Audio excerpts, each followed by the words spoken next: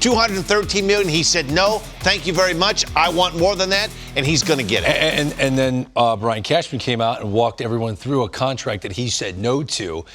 And then Brian Cashman got booed this weekend. Paul O'Neill, the retiring the number 21, they booed Brian Cashman. This team that's gone through a really rough patch, a little over 2 weeks now, where they're not playing their best baseball. They've won back-to-back games. They're still on pace to win 100 games. But yet there are Yankee fans that think the Brian Cashman era is about to come to an end. Since July 10th, you see their numbers on the screen, 13-24. I completely disagree with every one of those Yankee fans that say Brian Cashman has to go. But this is a story that's getting more and more momentum. Do you understand why Yankee fans are thinking this way, Cliff? I do. Understand it because of what we've seen.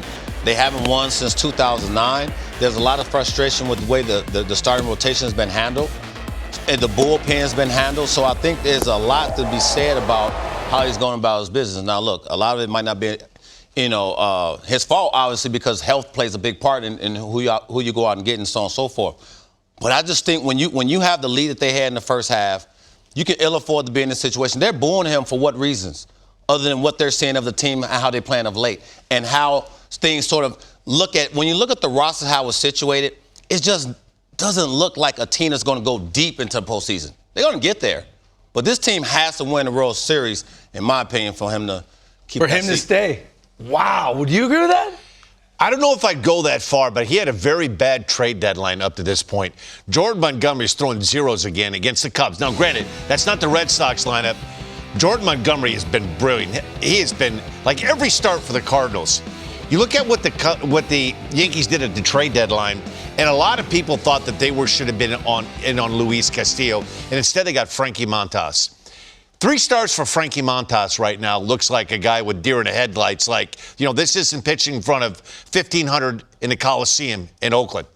And there's a lot of heat on Frankie Montas. And the Frankie Montas that I've seen doesn't look like he's going to be part of a postseason picture right now, unless either one, his shoulders bother him and he can get healthy, because he's not throwing. He hasn't thrown a pitch with the Yankees yet. He hasn't thrown an inning yet with any conviction of the guy that he was when he was with the Oakland A's. His contract is up. Brian Cashman's contract's up at the end of the year. Are you guys telling me that it's within the realm of possibility that the New York Yankees could win 100 games and Brian Cashman, who's done all of this in his career, who I think is a Hall of Fame front office executive, would be dismissed? If they get bounced early, if they limp into the postseason and they get bounced early by a team that it looks like they should beat, I think there's some validity to that. Yes, if they get bounced early. Did you see the deadline moves right there, and how they're it's playing out right now?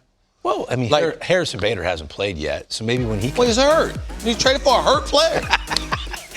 Come on. I will say this. Of the guys, Lou Trevino was terrific yesterday. He was. 2 1/3, picked up. That was a big save. That was a game.